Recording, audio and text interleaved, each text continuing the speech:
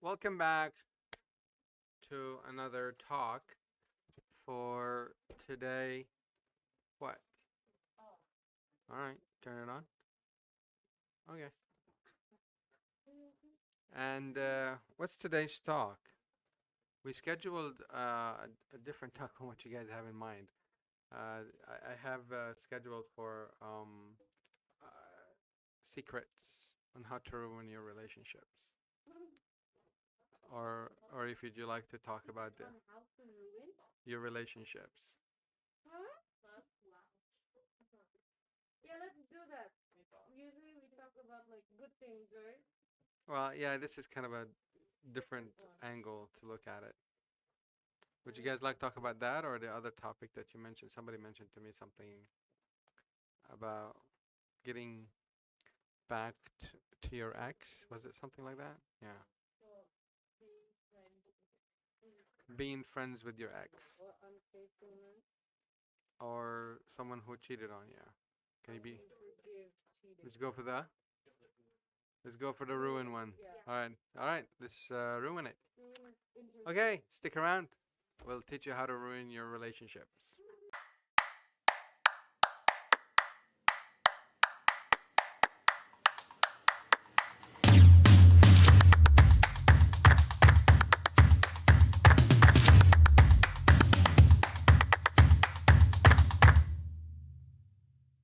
You know about what do you know about how to ruin your a relationship? Yes. I multiple times I've used it's not you, it's me. It works Oh, though. okay. So that's one way to ruin your relationship is just to say it's not you. But that's how you end a relationship, right? Oh yeah. But how to ruin a relationship, that's different. How to ruin a relationship is different. Any By thoughts? Have you guys seen any friends that yeah? Let's start with one. text them dryly. I'm sorry? Start texting them with like less interest in contact. Text them dryly, you said? And how do you do that? By replying not with less passion and less love, I see. less So, emojis. hmm. I'm cold. No stickers. So no stickers, no emojis, just yes, no, dry answers, short answers. Sure, period. Why bother to answer? Why bother to send messages? That's even better, right? Just ghosting, yeah? Yeah, that's even better. All right, good. Any other ideas? Be mean. Be mean. How? Why are you wearing that? You know I don't like that color. You look dark. I don't like you like that. Okay, so what I'm hearing, you're saying mean. What I'm hearing is criticizing, judging. Okay, these are really good tips that you can ruin your marriage or you ruin your relationship. Why do you text like that? Don't you text better? Yeah, I hear more criticism and more. Exactly. Yeah, criticism. Not texting at all. Just kind of just block and stonewall. Yeah. Gaslighting. Yeah, gaslighting really works. We just did that yesterday. Was it yesterday? Feels like a week ago. Cheating. Cheating. Yeah, that's something that we can do to ruin your relationship. How about if I were to kind of narrow it down to say that what's common that people do in a relationship that really doesn't help the relationship? Cheating. Well, they do it naturally. They do it in a relationship, but cheating is like they're doing it because of something else. They're not doing it for the relationship. So many people do things for the relationship, but it actually ruins it. Yeah. Not keeping things interesting. Like, yeah, like let's say you've been like together for 3 years, and then you're like, I have whatever lot, and then you don't want to do this, you don't want to do that. That's possessive. It really makes like the partner be quiet. And, So like I'm hearing, so what you're saying is that not doing things for a long period of time. mm, like And couple things. and I think sorry? that affects relationships. Yeah. Yeah, not engaging, I guess. Yeah, Not not engaging in engaging. activities, not having activities to participate together. Not finding time for each other. Not finding time. Yeah, not making time. You're always busy. You're always have excuse for not being there. You're always late and have excuse for being late or whatever. Yeah. Clash in opinions. Clashing opinions. Yeah, conflicts. Yeah, Mm-hmm. conflicts can really, if unresolved conflicts, I would say, can be detrimental to relationship. So it's common that we have different opinions. It's common that we can disagree on things, but when we allow it to exist in the back, we call it burner, or in the back of our minds, it kind of impacts how our present or our presence in a relationship. Yeah. Yes. Yeah, making offensive jokes and just saying, "Oh, I'm just joking. Oh, you look fat today." Yeah. What's up with your face? What did you do to your face? Oh, I'm just joking. But why would you go out with your friends looking like that? Oh, I'm just joking. So that kind of impacts the other person's confidence, self view. Yeah. I wait. Comfortable. Too comfortable. Yeah, taking things for granted can really ruin a relationship. Just taking any relationship for granted can ruin a relationship. Yeah. What's the discussion here? What do you guys have? Talking about why is the effort at the beginning of a relationship so much more 100% in, and towards like the fifth and sixth month down the road, it just changes. The whole dynamic changes, and how the blame gets shifted to the other party when Mm. the full effort was not being put after the fifth, sixth month. Well, I'm hearing that you're saying after the fifth 6 months the effort is lesser or maybe not there, and for the first 5 6 months is that the engagement is more meaningful, more fun time. I would say 5 6 months is a really optimistic number. Mm. Sometimes within the first 3 months, things kind of take a dive. Yeah, and I'm hearing that also there is a shift of blame. It's your fault, and they start blaming each other. Yeah, this is really important, not to understand that you have a contribution to the problems that you're having in a relationship, or just kind of blaming everything on the other person. Yeah. What else can I do to ruin my relationship? Oh, many ideas. They avoid. I feel like from what Akash said, I think the main factor that contributes to it, I think it's like you didn't discuss what kind of relationship you want from the beginning. That also ruins relationships for me and too. So, Like mm, like if you don't stop to think, oh, so what do I like from my partner? What I expect of you? What you expect of me? That discussion needs to be had. If not, it also can ruin relationships. so not having that communication would enable assumptions to Mm, exist, and people would start assuming the type of relationship that they're in, mm, and therefore you really have two relationships mm. coexisting. Well, this is a big part of ruining relationships of you personally, not discussing it from the beginning. Yeah, not having that open communication. Yeah. Any? I saw some hands. Yes. Telling them they're mentally ill. Yeah, I mean, judging them or telling them that they have a problem, that's part of gaslighting. That's really basically just putting the blame on the other person, accusing them or judging them, or basically, I mean, it's all coming from assumptions, right? So it's either coming from assumptions or it's coming from a cynical agenda that one person has to control their partner. So they can just make up things. It's not really an assumption, but they just make up things to tell the partner certain things so they can enable that partner to be reliant on them. So that's really dangerous. I mean, that's really, you're killing that relationship. But actually, when somebody does that and the other person is not aware that they're really doing this to be controlled, or their partner is doing that so they would be controlled, it's not going to ruin the relationship unless that partner wakes up and understands what's happening to them. Yeah.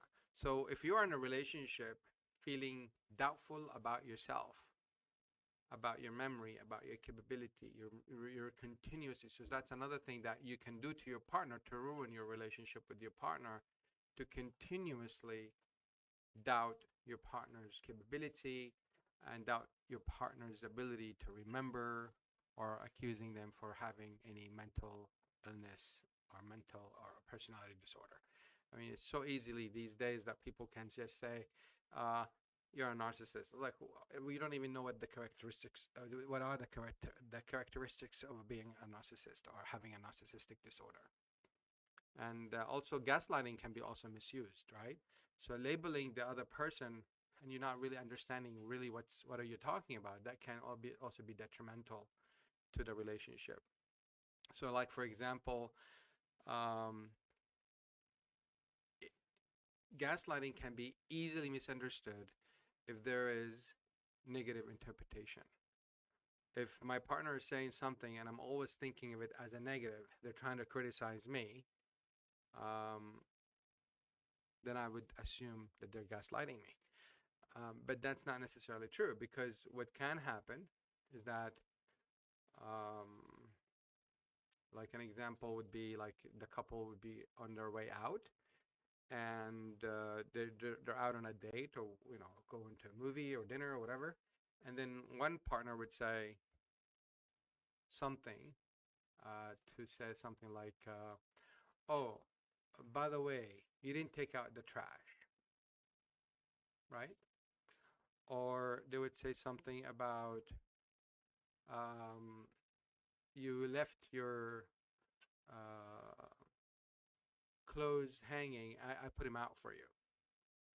So then the partner would say, "You know what? Let's not go out."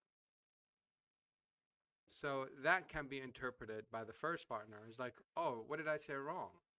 I mean, I'm not really saying that, so they assume that their reaction is being because they got upset. Like, why you're upset? I'm not just saying this to be to upset you. I'm just saying that.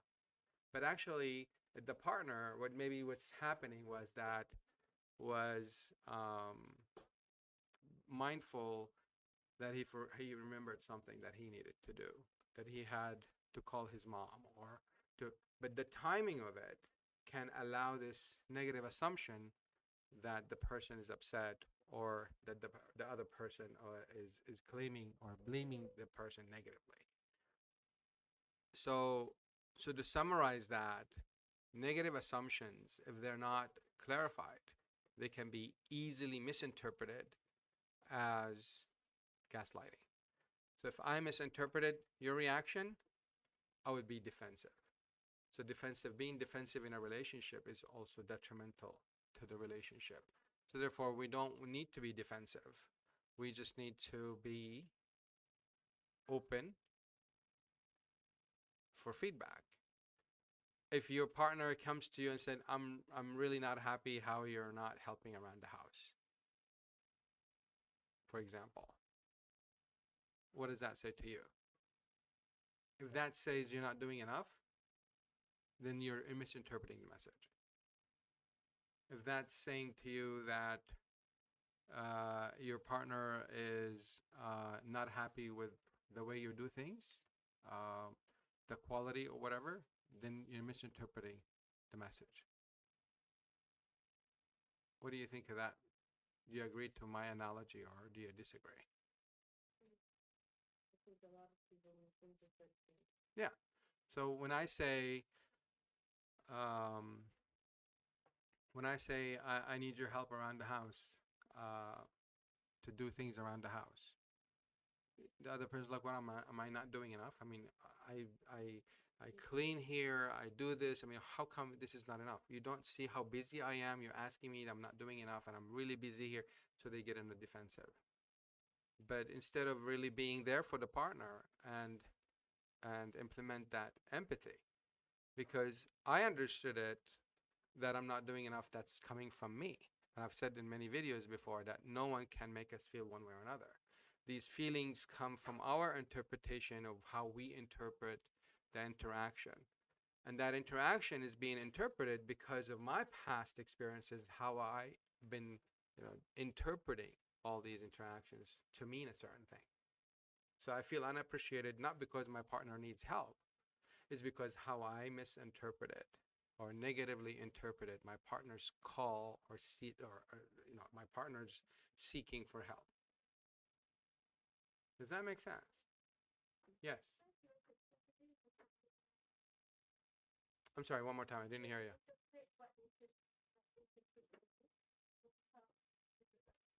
how do you interpret it in a good way? Yeah. So we will get to the point of how we avoid these negative interpretations, because negative interpretations are very, very easily done because they're so fast. It happens so fast. It's in the brain. The memory is in the brain. The emotion is in the brain. We just say it. Like if I were to even ask one of you guys if you did something, I say you need to do it again. What does that say to you? If you think it's not good enough, then that's coming from you, not from me. I'm not saying it's not good enough. I'm just saying you need to do it again. Does that make sense? So, for example, if I asked you, for example, to organize the room, and I give you, for example, specifications on how it needs to be, and you're like, Amar, what do you think of this design? It's like, do it again. Try something else. What does that say? This, if you think that what you did was not good enough, then that's coming from you. It's not coming from me, because I have certain needs from you. What you did is absolutely good, is good, but it's not meeting my needs, right? So when your partner is asking for help, that's their need. That's what they need. It has nothing to do with what you think is enough or not enough. But it's not. They're not saying what you have been doing is enough or not enough. So to ruin any relationship, you just jump into the first thing comes to your mind and just assume that. Yes. Then to what extent do we fulfill their needs? Well, it's so we're getting into the solution. I just want us to spend more time to understand how do we analyze someone else's, how do we acknowledge and discover someone else's needs? How do we differentiate that I am being sought for need or I am being criticized? And if I am seeing that as an opportunity for someone, I'm seeing someone that is asking for my need, they see that I am important, versus I'm seeing myself, I'm not doing enough, I'm being criticized. That takes less than of a fraction of a second. So we need to acknowledge that if you are in a relationship, now if you want to stop ruining your relationship, you need to acknowledge that you are in a relationship. You need to think best of the other person. And that's the first thing. If you're assuming that they're criticizing you, you can also assume the positive. You have that capability. It's a 50-50%. If the 50 It's a 50-50 chance if the thought is accurate or not. So if the thought is saying, "Oh, I'm not doing enough." Oh, wait a minute. That's a thought. I didn't hear that. It's just a thought that popped in my head. And I didn't hear that he or she said that I'm not good enough. So therefore, what's that look on your face? What, you have a question or comment? No, it's just looking at me. Oh, okay. so so the idea is that we need to be mindful when that critical thought, negative interpretation pops in our head. We need to acknowledge that it's only 50% accurate because we didn't hear.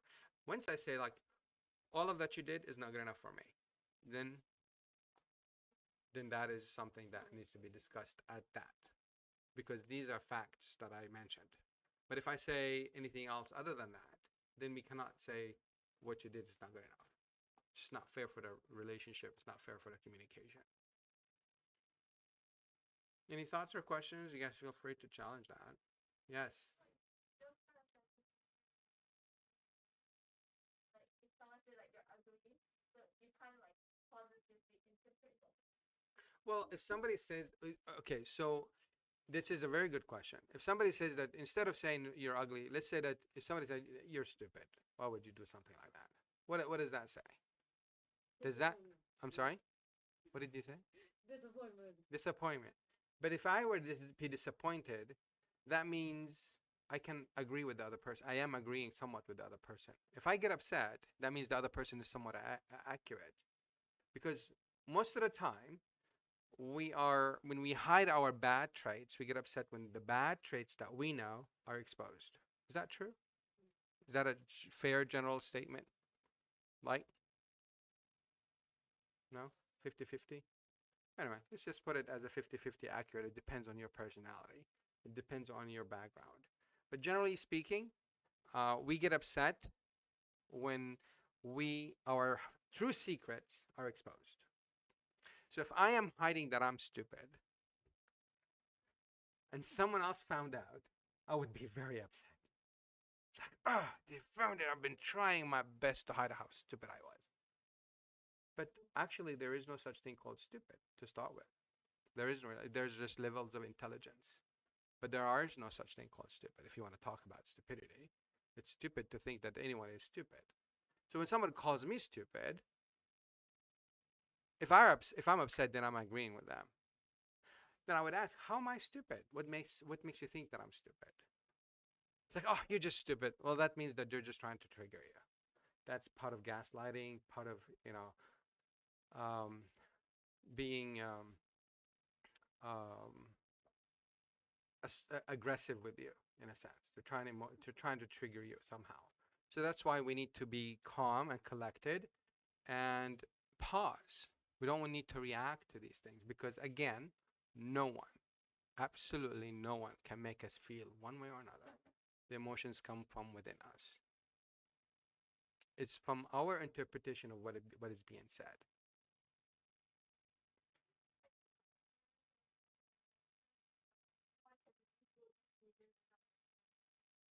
Yeah, but that's just one emotion. I'm talking about all emotion. No one can make you feel disappointed. No one can make you feel not worthy. No one can make you feel whatever the feeling. No one can make you feel happy. No one can. If I bring you ice cream, oh, I see smiles. Because you think ice cream is a happy time because that's how you associated ice cream. But I'm not making you happy. The ice cream is not making you happy. You made that connection on your own. And that's why we work with people and we see people who are dependent on unhealthy behaviors is because they made that connection. This unhealthy, like smoking, like, oh, smoking helps me think. I haven't seen any research that showed there's any connection between smoking and intelligence or ability to progress or to perform. I haven't seen that really, in research. Please pass it on if you know of any. But these are the things that we made ourselves believe, and that's how we behave these unhealthy behaviors. Lying. Um, it could be anything. It could be any behaviors, really. Yeah. So, any thoughts or questions on that? All right. So now we can go to what do we need to, like, one of the questions is like, to what extent do we need to fulfill someone else's need? Well, first we need to acknowledge that they need something, and then we need to be fair with is something that I can provide or not. Excuse me. Not because someone has that need that I have to fulfill it for them. Maybe I just cannot. Maybe I'm not the right person to be able to, but I can support for this person to get the need that they're looking for. I can have a support role in any relationship I have. And actually, if you want to protect yourself from your partner who is trying unknowingly or unconsciously ruining the relationship, you can be the person who is bringing that 50% of the contribution to the relationship, because relationship is 50-50, right? You're bringing 50% and the other person is bringing 50%. So if you are fulfilling your 50% fully, then you are actually helping your partner to get over their difficulties in being a positive contributor to the relationship. So you'll be the anchor in that relationship. You'll be the person who's congruent in the relationship. So you'll be bringing empathy to the relationship, you'll be bringing comfort to the relationship, and you're not triggered. So in other words, the person is angry and is calling you names. Why you're so disorganized? You just can't put your stuff together. Why can't you just put your stuff in the closet? Why? And you can say something like, you have three options. Oh, I am.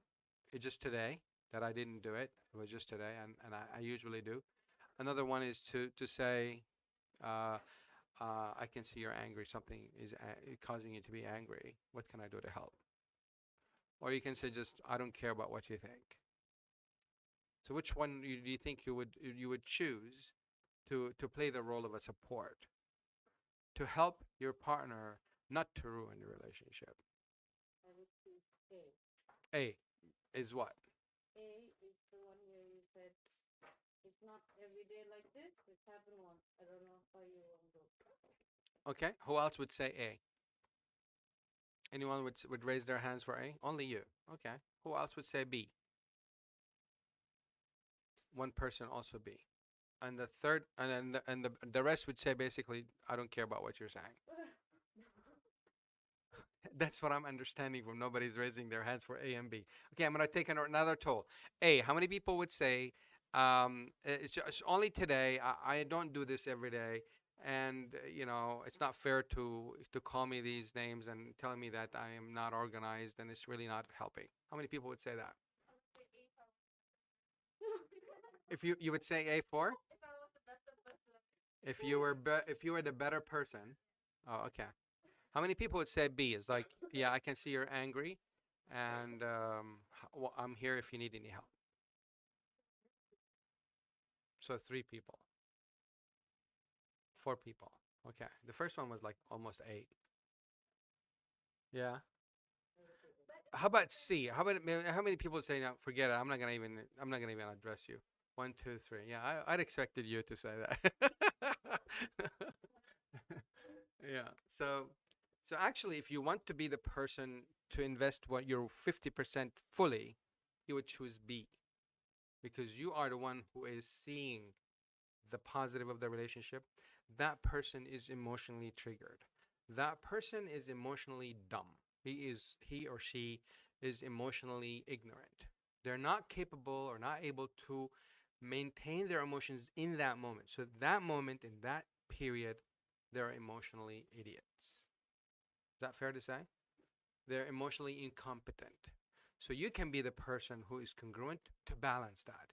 Sometimes you be that person and your partner needs to be the support because we're not perfect. We can fall into these triggers, emotional triggers, but it's really not the clothes being organized. It's just that person was just something happened to them that triggered them before they came and saw the house is a mess.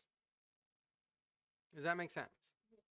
But when they came in, it's just they took it on the house. It's like, oh, every day I come to the house and it's a mess like this. And what's your response is A? Yeah. No, it's not every day. So that's defensive. When you're defensive, guess what? Your partner not being in their right mind and they're emotionally, engaged, they would even push further and harder. And they would start giving you examples, one, two, three, and I don't know if they would be telling the truth or not.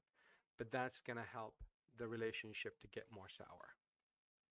If you want to stop ruining your relationship, acknowledge when your partner is in a low period in their life or their low period in their day and they're being triggered. You need to acknowledge that trigger and just be a support to that person. Could be your sibling, could be your friend, could be uh, your parent, could be your boyfriend, girlfriend, whatever the case might be. Your wife and husband also included. So so if you want to defend yourself, you can, and you have the right, but it's not going to help the relationship. And it's going to continue this. So what happens if they keep pushing? What happens? Like, for example, you defended yourself and they go back at it. It's like, no, you've done it yesterday. You've done it last week. I kept it to myself. I didn't say anything. So what's going to happen to you? If this continues like this, the person is bringing emotional logic, if I may use that word, emotional argument that is based on emotions that is not really true for you and it doesn't really define you, but they just keep criticizing you and you always defending yourself, then how does that gonna help in the future if this continues? Can you imagine this happens every week? Exactly, exactly. So you're not helping the relationship, but it's not really you that you are not organized, that you're a mess.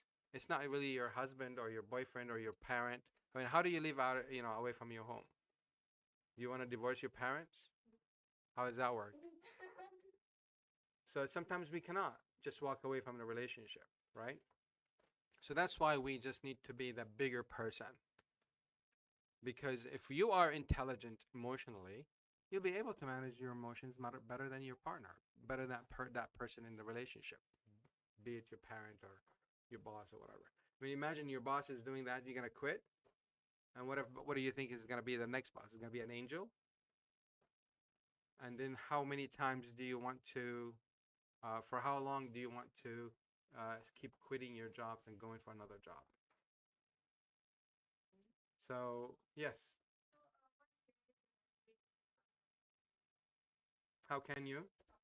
Yeah, so I'm sensing you're really upset, and I'm noticing this has triggered your your mood. How can I help to? Yeah,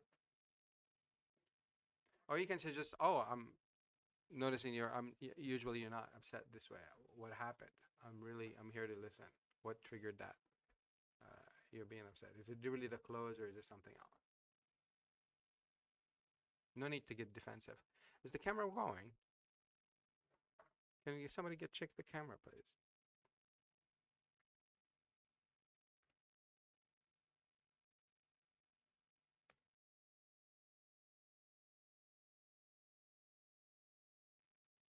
All right. Any other thoughts or questions before we wrap it up?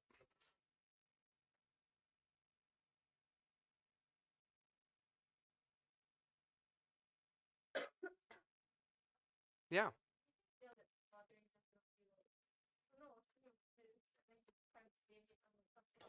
Yeah, that's a very good point. So what I gave is I gave a general a way to answer, right? I gave a general, but you know you're that person more than I do. So you need to know how to absorb, how to tai chi it, the tai chi that moment. You need to absorb it, just take it, own it. It doesn't say really you're a mess. He just, he or she, they're just being reactive to how they felt. But it doesn't define you, like what we said before. Once I was in a grocery shopping. I left my cart like in the middle of the aisle, and a lady was passing by, and I guess it was in her way.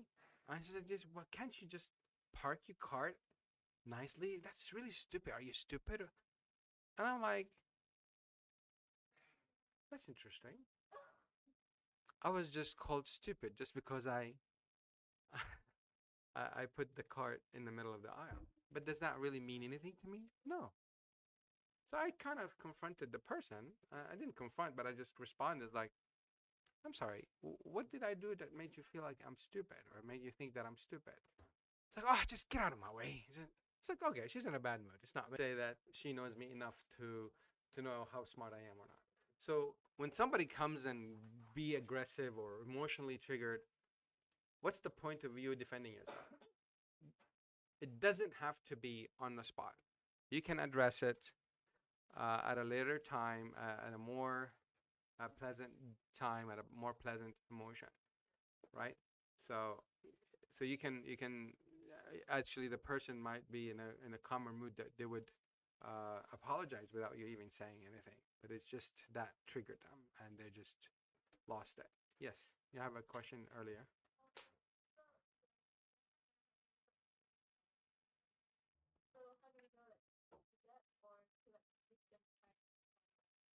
Okay, so if you're there to support for the relationship, because you're there for the relationship, you're not there for you, you're not there for your partner, you're there to maintain the relationship.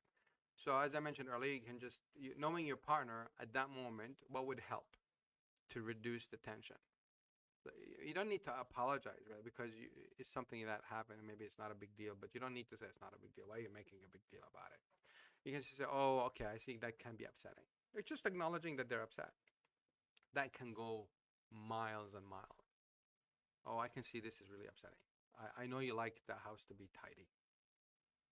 Then later on, it's like I wasn't really. I felt offended when you called me a mess.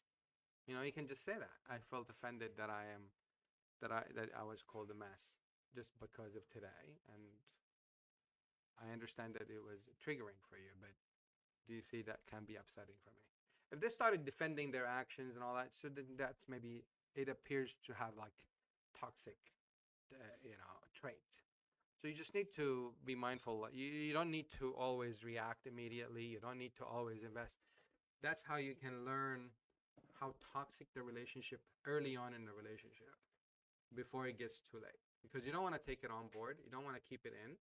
You want to always be open and be congruent, because no matter what that person in that relationship says about you, it's not true because it's 50%. They just said it. Doesn't mean it's true. Doesn't define you in a way. You're welcome. Any other questions or thoughts before we end the call? Any other thoughts or questions before we end the talk today? Going once. Okay, nothing online either. Good. All right. So until the next talk, I hope everybody have safe and happy relationships and stay happy.